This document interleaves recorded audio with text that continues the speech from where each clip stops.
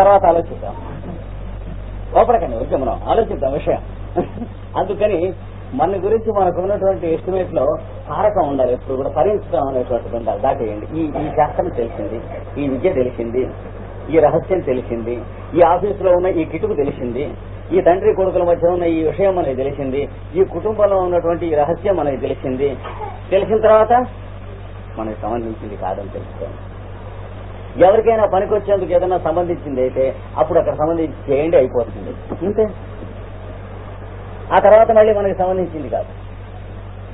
ప్రయోజనం కనుక ఉన్నట్లయితే ఇంకోటికి కానీ నీకు కానీ ప్రయోజనం అంటే ఉపకరించడం, వాడు బాగుపడటానికి, మంచివాడు అవటానికి, పెద్దవాడు అవటానికి అన్ని ఆ క్షణానికి అది ఆ సందర్భానికి ప్రసక్తం, దాన్ని సత్యం అంటారు. ఆ తర్వాత అయిపోయిన తర్వాత ప్రసక్తం కాదు. అందుకనే ఏది సత్యం ఏది అసత్యం అనేటువంటిది కూడా నిత్యత్వం పొందటం లేదన్నాడు సహదేవుడు భారతంలో. దేన్ని బట్టి తెలుసుకోవాలి అని అంటే వాడు చెప్పాడు. మనం చెప్పుకునే ఉదాహరణే, వాడెవడో దుష్టుడు ఒక స్త్రీని తరుముకుంటూ పెడుతున్నాడు. అది గభాలను వచ్చి మనం ఇంట్లో దూరినాడు కనుక దొడ్లో ఉంటుంది. వాడు ఇటు వాకిట్లో చెడుతూ, ఏమండి ఆచార్య గారు మీరు అబద్ధం ఆడరంటారు, ఇటు పక్కన ఆడది వెళ్ళిందా ఇంతకుముందు అని అడిగాడు. అప్పుడు మనం ఏంటి అసత్యం ఆడరాదు, అవునయ్యా ఇటు వెళ్ళింది, ఇటు వెళ్ళి ఆ వెనక్కి వెళ్ళి దూరింది అన్నాం అనుకోండి. వాడు వెళ్ళి వెంటబడి లాక్కెళ్ళిపోతాడు కదా. దానికి నువ్వు నిమిత్తం మాత్రం అయినవాడా లేదా ఏమోనండి నేను ఇప్పుడే బయటకు వచ్చాను చూడలేదు అని అడ్డంగా తిరిగి కోసేసాం అనుకోండి. అప్పుడు ఏమవుతుంది, ఆ అమ్మాయి రక్షింపబడుతుంది, కానీ మనం అసత్యం ఆడిన వాళ్ళం అవుతాం. ఈ రెంట్లో ఏది చేయవలసినది అంటే భారతమే మనకు ప్రమాణం, మిగతా దాంతోనే ప్రమాణం. ఏమని చెప్పారు, దేంతో అయితే ఏ ఒక్కళ్ళకైనా రక్షణ జరుగుతుందో దాని పేరు సత్యవాక్కు, దేనితో అయితే ఏ ఒక్కళ్ళకైనా హాని కలుగుతుందో దాని పేరు అసత్యవాక్కు. అంతేగాని టేపు రికార్డర్ కంటే సత్యం పలికేవాడు ఉండడు. మనం అనుకుంటుంది సత్యం అయితే మనం దగ్గితే కూడా అది కూడా పడుతుంది అందులో, అది సత్యం దిక్కుమలింది. అన్నమాట తాను తప్పకుండా ఉంటుంది సత్యం, కానీ ఇది అన్నావా లేదా అంటే అన్నాను, అలాగే చేయి. ఎందుకు చేయాలి, తర్వాత జ్ఞానం వస్తుంది అనుకోండి. అజ్ఞానంగా ఏదో వాగాం, తర్వాత జ్ఞానోదయం అయింది అనుకోండి, నేను వాడిని చంపుతాను 7 రోజుల్లో అన్నాను అనుకోండి. ఇది ఒళ్ళు పొగరెక్కి 2-3 రోజులు అయ్యి 4-5 వచ్చి నీకు బుద్ధి లేదురా, చదువుకున్నావు, పిహెచ్డీ పాస్ అయ్యావని చెప్తే కొంత నచ్చింది అనుకోండి. ఆవిడ చంపుతా అన్నాను, చంపాల్సిందే అనాలా, ఆవిడ అజ్ఞానంతో అన్నాన్ని మార్చుకోవాలా, ఏది రైట్ ఏమండి ఖచ్చితంగా మార్చుకుని తీరాలి. అయితే ఆవిడ నువ్వు అసత్యం ఆడావా అంటే ఖచ్చితంగా ఆడాను, తెలియదు అంటే. ఇది భారతం మనం చెప్పేది. ఇంతకు మించి సత్యం ఉన్నదని ఎవడన్నా అనుకున్నాడంటే పిచ్చి. ఎందుకంటే భారతం కంటే మనకు ఎక్కువ తెలుసు అనుకుంటే టూ మచ్. అంతేగాని మనం అసత్యం ఆడిన వాళ్ళం అవ్వకూడదు అంటే మనం అసత్యం ఆడితే వచ్చిన నష్టం ఏంటి, మనం నరకానికి పోతాం. ఆ అమ్మాయిని రక్షింపబడినప్పుడు ఒక ఎటవ నరకానికి పోతే మనకు నరకం వస్తే కొంప మునిగిపోయిందే అంతగా, మన పోటీ ఇంతోటి మునగాడికి నరకం రాకూడదా, ఇది తెలియాలి. చూసారా అంటే ఏంటి, కరడు కట్టిన స్వార్థం దాని వెనక ఉంటుంది. ధర్మము సత్యం అనేటువంటి దొంగ పేర్లతో మనం వెనక. నేను అబద్ధం ఆడినండి, ఏమంటే కొంప మునిగిపోతుందా, నేను అబద్ధం ఆడిన వాళ్ళని అయ్యాను కదా, ఏమైతే ఏం సమాధానం పెట్టాను. అంచేత ఏది సత్యం ఏది సత్యం కాదు అన్న దానికి నువ్వు అనుకుంటున్న నిత్యత్వం లేదురా నాయన, దాని ప్రయోజన నిత్యత్వం జాగ్రత్తగా తెలుసుకోమన్నాడు. సహదేవుడు అదే చెప్పాడు, చాణక్యుడు అదే చెప్పాడు, కామందకి మహానుభావులైన పెద్దలంతా కూడా అదే చెప్పారు. ధర్మరాజుని కృష్ణుడు ఆచరించమన్నది అలాగే మహాభారత యుద్ధంలో. అచ్యుతం తప్పాడని అన్నాడు, నిజమా అంటే నిజం కాదు.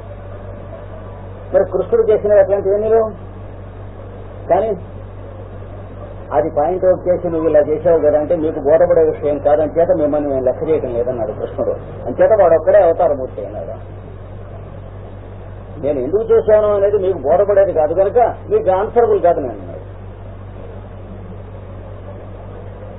కురవాడు అన్నదాన్ని అంటాడు, సినిమా తీసుకెళ్ళలేదని. అదే పెడదాను రా, ఇప్పుడు సెకండ్ షోకి అంతా రెడీ అవ్వండి అని చెప్పి ట్యాక్సీ అది తీసుకొస్తాను అని అంటే అన్నం తింటాడు. అలా ఎందుకంటే వాడు అసత్యం నేను తీసుకెళ్ళను కదా, నేను అసత్యం ఆడను, వాడు అన్నం తినకపోతే పీడపోయి వాడు మట్టి కొట్టుకుపోయినా సరే తెలుసుకోవాలి, జాగ్రత్తగా తెలుసుకోవాలి. కనుక యోగాభ్యాసంలో ఇలాంటి చెత్త సరుకుంతా చదువుకుని పోతుంది. తారకం అంటే తరింపజేస్తుంది. ఇక్కడ సత్యవాక్కు మీద మనకు ఉన్నటువంటి అభిప్రాయం తుక్కు అభిప్రాయాన్ని తరింపజేసి సత్యవాక్కు ఎందుకు కావాలో ఎప్పుడు కావాలో అప్పుడు వస్తూ ఉంటుంది. సత్యవాక్కుగానే నువ్వు ఉంటావు. అంటే నువ్వు కుర్రాడితో సినిమాకి తీసుకెళ్తానని చెప్పి బొంకినా నువ్వు సత్యవాక్కువే అవుతావు కానీ అసత్యవాక్కు కావు. ఆ స్థితి వస్తుంది. ఏమన్నా అనుమానాలు ఉంటే అడగండి, అభిశంతరాలు అంటే ఇది చెప్పిందంట. మరి ఇలా చెప్పారా పెద్దవాళ్ళు అంటే ఇలాగే చెప్పారు. భారతంలో చెప్పినా ఇలాగే చెప్పారు, భాగవతంలో చెప్పినా ఇలాగే చెప్పారు, రామాయణంలో చెప్పినా ఇలాగే చెప్పారు, మనువు చెప్పినా ఇలాగే చెప్పారు. అయితే రాముడు అన్నమాట నిలబెట్టుకున్నాడు కదండి. రాముడు నిలబెట్టుకుంటాం అనేటువంటిది అరణ్యంలో ఉన్నటువంటి రావణ కుంభకర్ణాదులు వాళ్లతో ఉన్న పరివారం వాళ్ళ వధకోసం నిమిత్తం అయ్యి వచ్చినటువంటి తప్ప రాముడికి బుద్ధి పుట్టి వచ్చినటువంటిది కాదు. రాముడు ఒక వ్యక్తి కాదు, అవతారమూర్తి. అని చేత వాడికి మానవ బుద్ధి అనేటువంటిది కాదు వాడికి ఉన్నటువంటిది. వాడు అయోధ్యాపురంలో ఉన్న రాజే, అరణ్యంలోకి వెళ్లిన రాజే కనుక వాడు ఎక్కడి నుంచి ఎక్కడికి వెళ్ళాలి, ఏం చేయాలి అనేటువంటిది నిర్ణయం వేరు. అందుకని రాముడికి మనకి సాపత్యం పెట్టుకోకూడదు. రాముడు చేసినటువంటి పని జగత్తు కోసం చేశాడు. మనం కూడా జగత్తు కోసం చేయటం అనేది చేస్తున్నామని సిగ్గుడికి చెప్పుకోగలిగిన స్థితి వస్తే అప్పుడు ఆలోచిద్దాం. రామాయణంలో మనకు ఉంటుంది, తండ్రి చచ్చిపోతున్నా కానీ ఆగలేదు, వెళ్ళిపోయినాడు అరణ్యానికి. అంటే వాడిష్టం కాదు ఎవరిష్టం కాదు, కదిలించాక కైక కదిలించింది 2 వారాలు. అది కదిలించిన తర్వాత బయలుదేరినటువంటి ఆ న్యూసెన్స్ ఎక్కడ వెళ్ళి ఆగింది? రావణాసుడు చచ్చిపోవడంతో ఆగింది. కక్కని ఈ మధ్యన ఎవడో ఆపటానికి వీల్లేదు, ఎవడి చేత కాదు. అది అందరి ద్వారా జరగవు. అందరికీ వాడితో లెక్క పెట్టుకుని పోలిక తెచ్చుకోకూడదు. చూసారా, కోరమండల్ రైలు ఉంది, దాంతో మిగతా రైళ్లన్నీ పోలిక పెట్టుకుంటేటగా అది మధ్య స్టేషన్లో ఆగదు. మేము కూడా ఆగమంటే వాడు సిగ్నల్స్ ఇవ్వడు, పాయింట్స్ తీసేస్తాడు, రైళ్ల కొట్టుకుని పట్టాలు తప్పిపోతాయి. మిగతా జాగ్రత్తగా ఉండాలి. కనుక సారకం అంటే తరింపజేయున్నది. మీరు ఏ శాస్త్రం చదువుకున్నా సరే శాస్త్రం మనకు పనికొస్తుంది అనుకుంటే చెడిపోతారు. శాస్త్రం పనికొచ్చేటువంటి పరిస్థితి వచ్చినప్పుడు శాస్త్రం మీకు ప్రయోజనంగా ఉంటుంది, దాంతో మీరు పనిచేస్తారు. తర్వాత శాస్త్రందే మీ దోవ మీదే. సర్వధర్మాన్ పరిత్యజ్య అన్నటువంటి మాట ఇక్కడ. మీరు ధర్మములు అనుకుంటున్నాయని కూడాను, ధర్మం అంటే ఏమిటి? రక్షతి రక్షితు. దాన్ని ఆదరిస్తే 10 మందిని రక్షించేదాన్ని ధర్మం అంటారు. ఎక్కడైతే 10 మంది రక్షింపబడతారో అది నువ్వు ఆచరిస్తూ ఉంటూ జాగ్రత్తగా గుర్తుపెట్టుకో అన్నాడు. అది ఆ జ్ఞానం వస్తుంది ఇక్కడ కూడా. అంతేగాని మనం ధర్మం అనుకున్నది పట్టుకుని ఈ 1,00,000 మంది పోయినా సరే మనం అనుకున్నటువంటి దాని మీదనే నిలబడదాం అనేటువంటి అజ్ఞానం ఉండదు. మన మాట పోకూడదు. ఏం పోతే అక్కడే కదా కృష్ణుడికి భీష్ముడికి తేడా. కృష్ణుడు ఎందుకు అవతారం పూర్తయ్యాడు? కృష్ణుడి కంటే చాలా శాస్త్రాలు తెలిసినవాడు, చాలా సత్వసంపన్నుడు, చాలా బాహుబలశాలి, చాలా మహనీయుడు, శీల సంపన్నుడు. భీష్ముడు అవతారమూర్తి ఎందుకు కాలేదు? కోపడకుండా ఒక మాట. కృష్ణుడి కంటే ఏ విషయంలోనూ కూడా పాండిత్యం మొదలైన విషయాల్లో గాని, పరాక్రమంలో గాని ఎందులోనూ తక్కువవాడు కదా, కాస్త ఎక్కువవాడు భీష్ముడు. ధనుర్విద్య మొదలైన మహాశాస్త్రాలని కూడా ఆయనకు వచ్చినంత కృష్ణుడికి రావు. కృష్ణుడే చెప్పాడు చాలా సార్లు, రాకపోతే అర్థం ఏం లేదన్నాడు. అలాంటి మరి కృష్ణుడు అవతారం అయితే భీష్ముడు కనీసం 1 3/4 అవతారం అవ్వాలి కదా, అవలేదు. ఏం చేత అవలేదు అంటే పెళ్లి చేసుకుంటున్నాడు తండ్రి గారితో, అయిపోయింది. రాజ్యం చేయండి, అయిపోయింది. ఎందుకోసం అన్నాడు? తండ్రికి పిల్లనిచ్చినటువంటి ఆ దాశరాజు తన కూతురు పిల్లలకి రాజ్యం రావాలనేటువంటి దృష్టితో కదా అన్నది. అది కాస్త నాశనం అయిపోయాయి. ఇక్కడ ఆవిడ కూతుళ్ళకి ఆవిడ కొడుకులు లేరు, పిల్లలు లేరు. అప్పుడు ఆవిడే పిలిచి ఏమని అడిగింది? ఒరే నాయనా నువ్వు పెళ్లి చేసుకోరా అని అడిగింది భీష్ముని. మరి రాజ్యం అనేది పరిపాలించేవాడికి సంబంధించిందా, పరిపాలింపబడే వాళ్ళకి సంబంధించిందా? ఏమండి, పరిపాలించేవాడు ఒక విధం కాదు ఇంకో విధం తీసుకొచ్చి నుంచో పెడతారు, తలకాయ తీసేస్తారు. పరశురాముడు తీసేసినట్లు, ఆలివర్ క్రామ్వెల్ తీసేసినట్లు 1642లో వాడు చార్లెస్ ది ఫస్ట్ తలకాయ తీసేశాడు. అలాగే 21 మాటలు తీసేశాడు పరశురాముడు, భూమి అంతా తిరిగి. మరి వీడు కాదు వాడు పరిపాలించేవాడు, వీడు గడవైతే వీడిని తీసేసి ఇంకోటి పెడతారు. రాముడు అంతవాడు అన్నాడు. ఆ ముక్క మనం ఏం చేస్తాం? యత్ సావిత్రైర్జీవితం భూమిపాలై సూర్యుడి దగ్గర నుంచి నా దాకా వస్తున్నటువంటి ఈ మహారాజులు పరిపాలిస్తున్నటువంటి ఈ వంశంలో కశ్మీర కింవదంతి చేత్, వీడి భార్య సంవత్సరం రావణాసురుడి దగ్గర ఉన్నాక తర్వాత తెచ్చుకున్నాడు అనేటువంటి మాట వచ్చింది. నా వలన ఈ వంశానికి గనక మచ్చ వచ్చేటట్టయితే ధింగ్మాం అధన్యం, నా అంత దురదృష్టవంతుడు ఛీ అని ఈ సీతను తీసుకెళ్లి అరణ్యంలో వదిలిపెట్టింది. చూసారా, మనం ఎక్కడుంటాం? రాముడు అమ్ముకున్నాడు అండి. సూర్యకిరణాలు పోయిన పరిపాలించిన దగ్గర నుంచి నా దాకా వచ్చింది ఈ వంశం, సూర్యవంశం అనేటువంటిది. ఇందులో మచ్చ ఎప్పుడైనా ఎరుగుదామా ఎవరన్నా? అట్లాంటిది ఇందులో ఉన్నటువంటి ఈ రాముడు తన భార్యని రావణాసురుడి దగ్గర ఉన్న దాన్ని మళ్లీ తీసుకుని తెచ్చుకున్నట్ట అని రాజ్యంలో ఎవడో కూడా అన్నాడంటే మరి సాయిస్ ఏమిటి? రాజ్యం వదిలిపెట్టి ఈవిని తీసుకుని అడవుల్లోకి వెళ్ళిపోవటమా? ఎలాగా? ఎడ్వర్డ్ ది 8th లాగా, అంటే డ్యూక్ ఆఫ్ విండ్సర్ చేసినట్లు, లేదా రాజ్యం కోసం ఈవిని వదిలిపెట్టడం. ఇద్దరు 2 ఎగ్జాంపుల్స్ పక్క పక్కన మీరు పెడితే, Edward the 8th Duke of Windsor ఏం చేశాడు? రాజ్యం నాకు అక్కర్లేదు, ఆయన తీసుకెళ్లిపోతా అన్నాడు. ఆహా, తన ప్రేమ కోసం ప్రణయం కోసం రాజ్యాన్ని త్యాగం చేశాడని అది లేట్ సంప్రదాయం. పేపర్లో వేశారు, అప్పుడు ఫోటోలు కూడా వేశారు. ఏమిటంటే రాజ్యాన్ని తిరస్కారం చేసాడు తన ప్రేమ కోసం, ఒక స్త్రీ జీవితం కోసం. అది ఇదే అంటే భావక మెంటాలిటీ, అది అంటే సర్రియలిస్టిక్ మెంటాలిటీ అంటారు దాన్ని. కానీ శాశ్వత ధర్మం యొక్క మెంటాలిటీ ఏమిటంటే రాజు అనేది ఒక పదవి కాదు, ఒక సర్వెంట్. పరిపాలకుడు అనేది రాజు అనండి, లేకపోతే ప్రైమ్ మినిస్టర్ అనండి, చీఫ్ మినిస్టర్ అనండి, అది ఒక పదవి మాత్రం కాదు. పదవి అనుకున్నటువంటి వాళ్ళు జంతువులు. రాముడు మొదలైనటువంటి వాళ్ళు ఏం చెప్పారు? వీఆర్ సర్వెంట్స్, అందుకు బలికొస్తే ఉంటాం లేకపోతా ఉన్నారు. సర్వెంట్ అయినటువంటి వాడికి పర్సనల్ గా ఇన్కన్వీనియన్స్ వచ్చినప్పుడు ఏం చేయాలి అంటే అది వదిలేసి దీన్ని జాగ్రత్తగా చూసుకున్నాడు డ్యూటీలో. ఇది ప్రజలందరికీ సంబంధించింది, నేను పరిపాలించాల్సింది. అది సీతకి నాకు పర్సనల్ గా సంబంధించింది, మేమిద్దరం పోతే ఏమన్నాడు? దీని ముందు డ్యూక్ ఆఫ్ విండ్సర్ ఎందుకు పనికొస్తాడు? ఖాళీ గోటికి కూడా పోవడం, రెండింటిలో పోలిస్తే. జాగ్రత్తగా చూసే పర్స్పెక్టివ్ తెలియాలి. పది కోసం రాజ్యం ఎత్తేసేట అంటే రాజ్యం పదవి అనుకునే ఉండకూడదు చేసే పని. అది రాజ్యం పదవి అనుకోకుండా పవిత్రమైనటువంటి ధర్మం అని అనుకున్నటువంటి వాడు మన ఇష్టం అన్నాడు. ఇది చేతను వదిలే అన్నాడు. మొట్టమొదటి ఆయనకి హెచ్చరిక చేసింది కూడా అదే. ఎవరు? గురువు వశిష్ఠుడు. రాముడు పట్టాభిషేకానికి వచ్చాక ఆచే రోజులు అతనితో ఉంటాను వీలు లేకపోయింది. ఎవరు? అల్లుడు గారు అయినటువంటి ఋష్యశృంగుడు యజ్ఞం చేస్తుంటే అక్కడికి వెళ్లాల్సి వచ్చింది వీళ్ళంతా, వశిష్ఠుడు, వామదేవుడు, జాబాలి. రాముడు పట్టాభిషేకం అయిన తర్వాత, రాజు అయిన తర్వాత పెద్దవాళ్ళు ఎవరు అనుభవం ఉన్నవాళ్ళు కూడా లేరు. వాడి మనసులో ఒకలొకలాడుతుంది గురువు గారికి. అందుకని రాముడు కౌడు చేయించాడు. వాడు ఏమన్నాడంటే, త్వం బాలయేవాసి నవంచ రాజ్యం, నువ్వు కుర్రవాడివి, రాజ్యం కొత్త. రాముడికి కబురు చేశాడు వశిష్ఠుడు. జామాతృ యజ్ఞేన వయం నిరుద్ధా, అల్లుడు గారి యజ్ఞంలో మేము ఇక్కడ ఆగిపోవలసి వచ్చింది, మేము అక్కడికి రావటాన్ని. నీ పక్క నుండి నేను చేయించాల్సింది పొరపాటు లేకుండాను కొత్త రోజుల్లో పదవికి వచ్చినప్పుడు. కానీ నువ్వు చిన్నవాడివి, త్వం బాలయేవాసి అన్నాడు రాముడు. తోండి కొట్టుకున్నాడు. నవంచ రాజ్యం, రాజ్యానికి కొత్త నువ్వు. అందుకని చేతనైనంత వరకు యుక్త ప్రజానామనురంజనే స్యాహ, ప్రజలకి ఏదైతే సంతోషమో, ఏదైతే ధర్మమో దానికోసం అని చెప్పి ప్రయత్నం చేయటం గుర్తుగా పెట్టుకుని చేస్తూ ఉండి నేను వచ్చే వరకు అన్నాడు. అదే నీ సూర్యవంశం వాళ్ళకి లక్షణం అన్నాడు అని కబురంపిస్తే, ఏ ముని చేత కబురంపించాడో ఆ మునికి మళ్ళీ రాముడు ఏమని సమాధానం చెప్పాడో తెలుసునండి. సీత పక్కన కూర్చునుంది. అప్పటికింకా ఈ దుర్వార్త తెలియలే. కూతునుంటే చెప్పాడు, గురువు గారి ఆజ్ఞ అందుకున్నాం. స్నేహం దయాంచ సౌఖ్యంచ, స్నేహాన్ని వీళ్ళ పరిపాలన కోసం అని చెప్పి వాడి స్నేహం వదిలిపెట్టు అంటే వదిలిపెట్టేస్తా అన్నాడు. దయ వదిలిపెట్టేస్తా అన్నాడు. వీళ్ళ పరిపాలన కోసం, వీళ్ళ రక్షణ కోసం నరుకు అంటే 1,00,000 మందిని నరుకుతాను శత్రువులుగా వస్తే బార్డర్స్ లో అన్నాడు.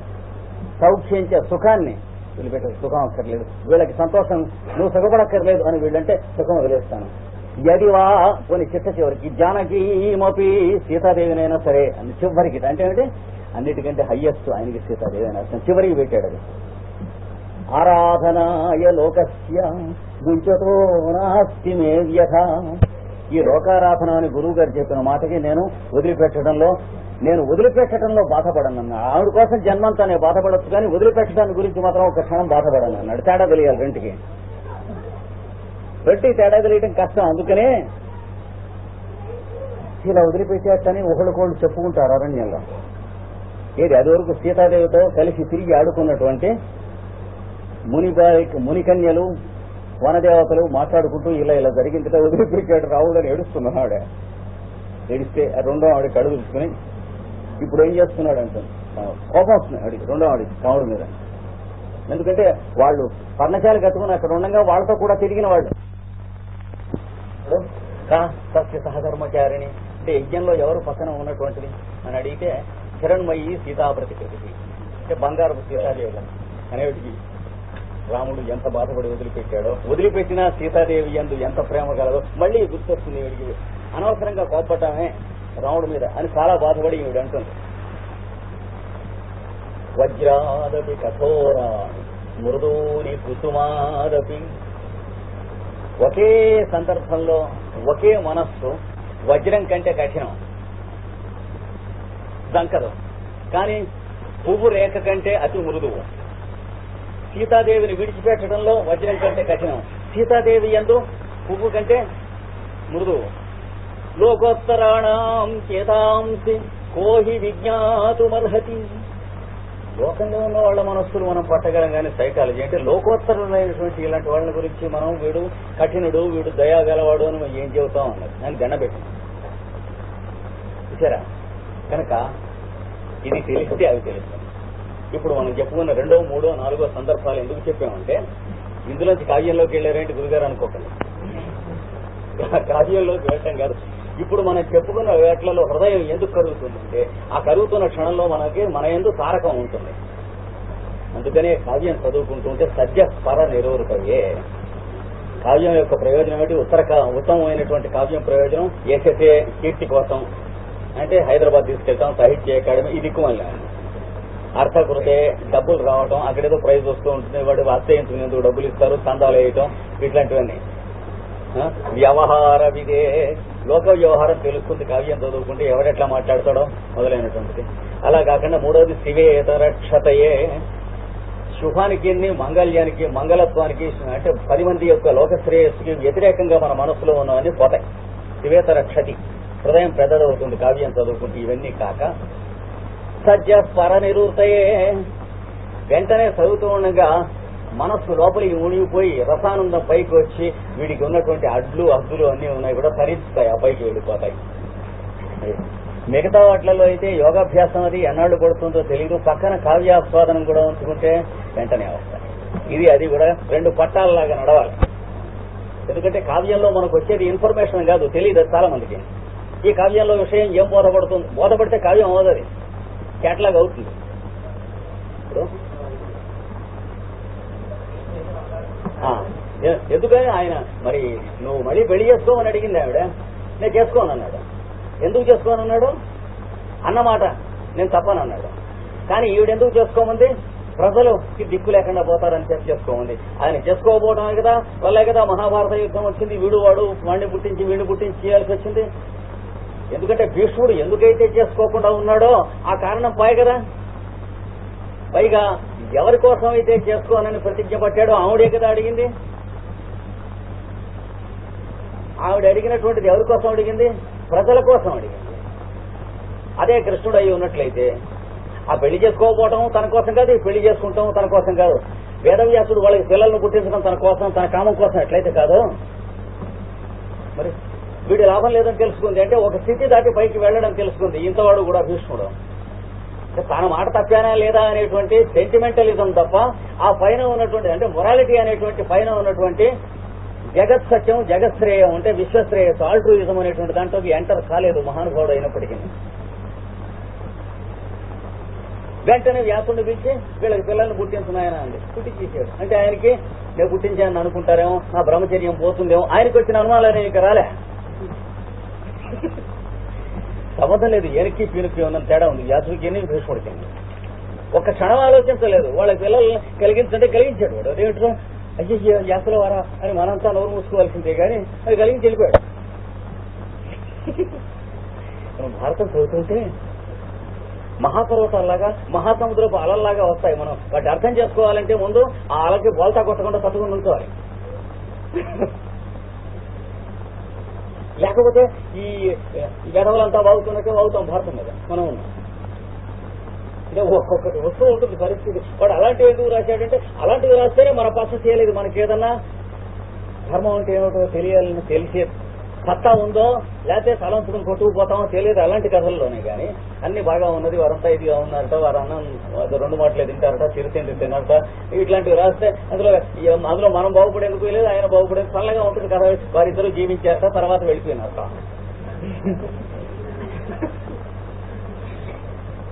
మనిషి ఎప్పుడు పెరుగుతాడు? ప్రాబ్లమ్స్ వచ్చినప్పుడే పెరగటం, లేకపోతే మొరాలిటీ వదిలిపెట్టడం, రెంట్లో ఏదో ఒకటి తేలుతుంది.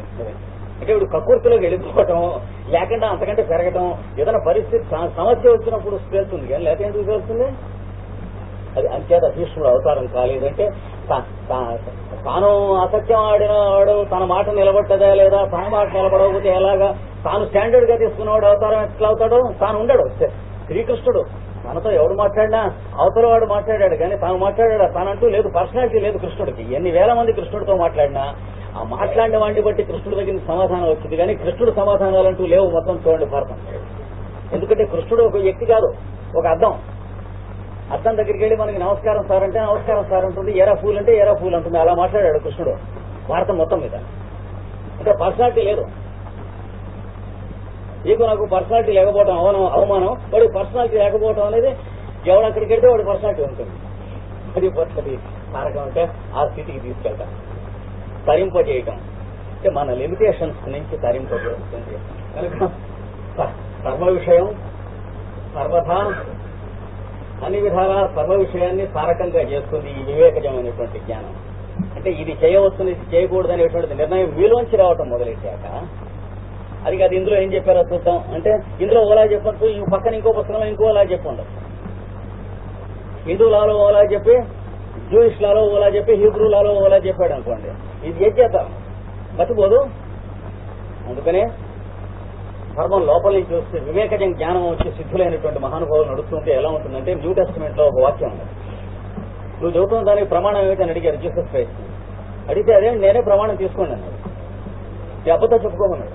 ఎందుకంటే అది చెప్పింది రైటే తప్ప నువ్వు అప్లై చేసుకుంటాం. కానీ ప్రమాణం అంటే అందులో ఉందే ఇందులో ఉందే ఇందులో ఉందే ఎందులో ఉంటే ఏం లాభం అనండి. నువ్వు చేయకపోయిన తర్వాత ఎన్నింటిలో ఉంటే ఏం లాభం? తాత చెప్పుకోమన్నాడు. ఏంటి స్టాండర్డ్ దానికి ప్రమాణం ఏమిటంటే నేను చెబుతున్నాను అదే ప్రమాణం అన్నాడు. ఇప్పుడు తెచ్చారు వాళ్ళకి అర్థం కాక అట్లా అంటాడా అని. అట్లా అంటాడా ఏంటి? అది ఒకటే సత్యం.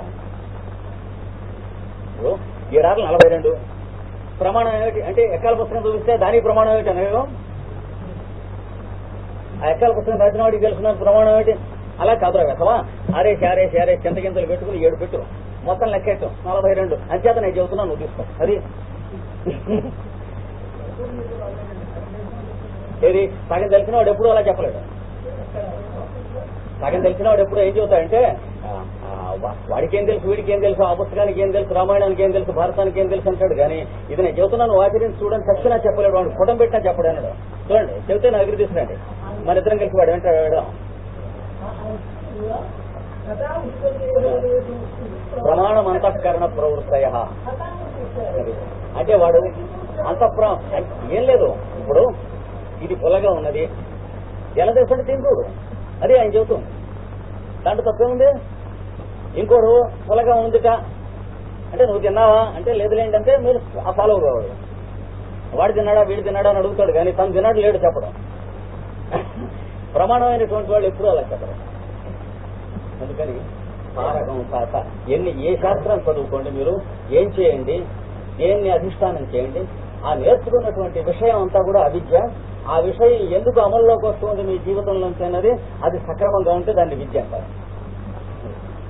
జీవితాన్ని తరింపజేసేది కనుకైతే విద్య అలా అవుతుంది, ఆ స్థితికి తీసుకొస్తుంది మిమ్మల్ని తారకం.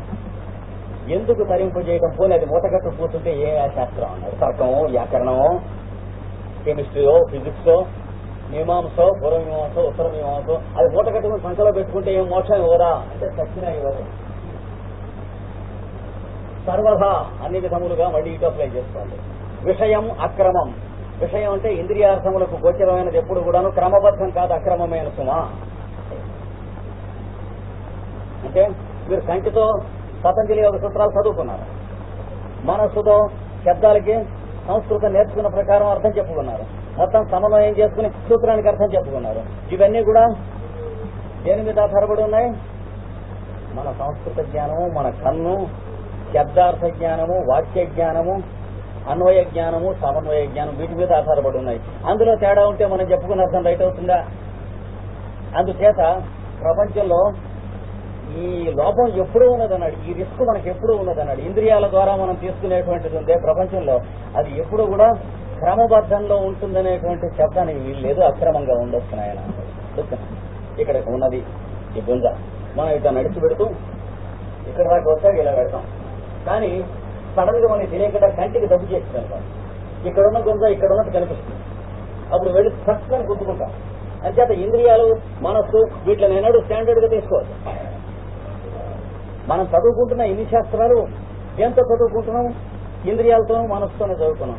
దేంతో అర్థం చేసుకుంటున్నాం? మనస్సుతోనే కదా దిక్కుమాలి అర్థం చేసుకుంటున్నాం. కనుక సర్వదా విషయం అక్రమం. విషయం అంటే ఇంద్రియార్థ గోచరమైనటువంటి సమస్తం కూడా క్రమ మార్గాన్ని ఉండదు, దాన్ని నువ్వు లోపల క్రమంలో పెట్టుకోవాలి. అంచేత తెలుసుకో, నేర్చుకునేది నేర్చుకో, కానీ దానికి నీకు సంబంధం అక్కర్లేదు, కావాల్సినప్పుడు పనిచేస్తున్నట్టు. ఈ వైరాగ్యం లేనటువంటి వాడికి ఏ శాస్త్రమైనా బంధమే ఇస్తుంది. ఈ వైరాగ్యం ఉన్నటువంటి వాడికి ఏ శాస్త్రమైనా ఎప్పుడు ఎవరికి కావాలో వాడి ద్వారా అందరికీ పనిచేస్తున్నాడు. దీని గురించే భగవద్గీతలో కృష్ణుడు యావానౌదపానే సర్వద సంప్లుతోదకే పావాన్ సర్వేషు వేదేషు బ్రాహ్మణస్య విజానతః. నిండా నీళ్లు ఉన్నటువంటి నదిలో అందులో ఎన్నున్నాయని కదా నీకెన్ని కావాలన్నది ఉంటాను. ఇది వేదమునందు ఈ రకంగా ఉన్నటువంటి వాడినే బ్రాహ్మణుడు అంటారు. అది చూడండి, వేదం అంటే సృష్టి విజ్ఞానం, మానవుడు రాసిన శాస్త్రం కాదు, అపౌరుషయం. దాని యందు అందులోనూ శాస్త్రం ఉంది, ఇందులోనూ శాస్త్రం ఉంది, ఇందులో ఇది చూస్తుంటే బాటనే అంటాం. అదే కుక్కపిల్ల నన్ను చూస్తుంటే చూడాలి, ఇది చూస్తే అది నేర్చుకుందాం అనుకుని, అది చూస్తే ఇది నేర్చుకుందాం అనుకుని క్రాంకు మన కొడుకు అయిపోతాడు చివరికి. ఎవరన్నా అకౌంట్ లెక్కలు రాస్తూ ఉంటే అది నేర్చుకుందాం అనుకుని, అన్ని తలకాస్త నేర్చుకుందాం అనుకుంటే ఏది రాదు. కానీ ఇందులో ఏది మనవి కావు. దేనికోసం? ఏరు దాటడానికి చెప్ప ఎలా ఉపయోగించుకుంటున్నాం, దాటిన తర్వాత ఆ చెప్ప ఎంత అవుతుందని కొనుక్కుని బుధాన్ని వేసుకెడతాం. ఇవన్నీ అంతే తెలియదు. కనుక విషయం అక్రమం. విషయం అంటే ఇంద్రియ అర్థములతో కూడినటువంటిది, అది అక్రమం. అంటే క్రమ మార్గాన ఉండదు ఎప్పుడు కూడా. దాన్ని పట్టుకుని నువ్వు నుంచున్నావంటే అది దెబ్బతీస్తుంది. అది ఎందుకు కావాలో వినియోగపడటం అనేది నీకు తారకమైనటువంటి స్థితి వస్తుంది ఈ యోగాభ్యాసం చేసినటువంటి వాడికి. పతంజలి యోగ సూత్రాలు మనం శాస్త్రంగానే చదువుకోవచ్చు, కానీ మనం కొంత అభ్యాసం చేయడం మొదలెట్టాక ఈ సూత్రాల్లో ఉన్నటువంటిది పతంజలి ఏం చెప్పాడో మనకి అనుగ్రహించడం కోసం అని చెప్పి ఒక స్థితి వస్తుంది. అది వివేకజమైనటువంటి జ్ఞానమును తారకమైనది. అందుకోసం ఈ 3వ పాదం అయిపోతుండగా ఈ సూత్రం ప్రసాదించాడు. అంటే ఒరేనైనా సూత్రం అంటే టీకా తాత్పర్యాలు మాత్రం కాదు, శాస్త్రం నిన్ను అనుగ్రహించేటువంటి ఒక విషయం ఉంటుంది. ఆ తారక జ్ఞానాన్ని ప్రధానంగా తీసుకోండి, మీకు తెలుస్తుంది ఏది రైటో ఏది తప్పో లోపల నేను చెప్తూ ఉంటాను అన్నట్టుగా చెప్పారు. అది ఈ వాక్యానికి అర్థం. మొత్తానికి అంటే దీనికి జ్వాలాపూరుడు ఏం చెప్పాడో అక్కడ మీరు నోట్ చేసుకుంటే తేలిగ్గా ఉంటుంది మీకు. ది ఇన్ట్యూటివ్ నాలెడ్జ్, వివేకజం జ్ఞానం అంటే ఆయన ఇచ్చింది. అంటే లోపల నుంచి మీకు ఇది యుక్తము ఇది అయుక్తం అని తెలుస్తూ ఉంటుంది. ఇన్ట్యూషన్ అంటే అది the intuitive knowledge comma which is the great deliverer. అది తారకం ఉంటుంది. అంటే అన్నిటి నుండి డెలివర్ అంటే విమోచనం చేసేది సమస్త నుండి. గ్రేట్ డెలివరర్ అంటే సమస్త విమోచనాత్మకం తారకం అనే మాటకి ఇచ్చాడు ఆయన ఇచ్చిన translation. Which is the great deliverer is omni present and omni potent. అది సర్వ విషయము కలదు. అంటే omni present and omni potent, అందులో సమస్తం ఉన్నాయి. కానీ నీకు ఎప్పుడు ఇది కావాలంటే అది ఉంటాయని అర్థం. కానీ సమస్తం ఉన్నాయంటే అన్నింటినీ నేర్చుకుని బుర్ర మీద మోస్తూ ఉంటామని అర్థం కాదు. ఏమండి, is omni present and omni potent and includes the past, the present and the future in the eternal law. అంటే శాశ్వతమైనటువంటి సత్యత్వమునందు అక్రమమైనటువంటి విషయాన్ని తన యందు సర్వదా ధరించి ఉంటుంది. మనం ఏ క్రమంలో తీసుకుంటాం? భూతము, భవిష్యత్తు, వర్తమానాది క్రమం కాదు. అసలు ఉన్నది ఒకటే, ఇది అఖండమైనటువంటిది. కానీ మన బుద్ధి మూడుగా దాన్ని చూసుకుంటూ ఉంటుంది కనుక విషయం ఎప్పుడు కూడా అక్రమమే. కానీ నీకు వివేకజమైనటువంటి జ్ఞానం ఇచ్చేది తారకమును, సర్వదా సర్వ విషయమును అన్నాడు. ఇది అర్థం. తర్వాత చిట్ట చివరి సూత్రం ఈ పాదంలో